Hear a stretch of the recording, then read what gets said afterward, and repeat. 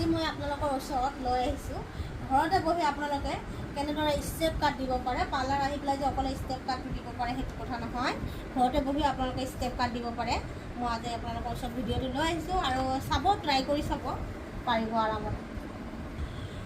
যদি আপোনালোকৰ কম চুলি হয় তেতিয়াহ'লে এইটো একেবাৰে এনেকুৱা ধৰি ল'ব আৰু এই হাতটো এনেদৰে কৰি ল'ব, কৰি পেলাই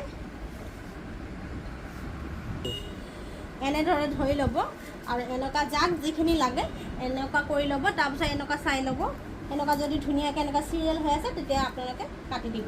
আৰু যদি বেছি চুলি তেতিয়াহ'লে আপোনালোকে কি কৰিব, এনেদৰে ভাগ কৰি ল'ব। তেওঁ চুলিখিনি অকণমান দাঁতেই আছে সেইকাৰণে মই 2 ভাগ কৰি লৈছোঁ, লৈ ল'ব আৰু এনেকুৱা কৰি চাই ল'ব প্ৰথমে, তাৰপাছতে এনেকুৱা কাটি দিব। এনেকুৱা ধৰি পেলাই এনেকুৱা কাটি দিব।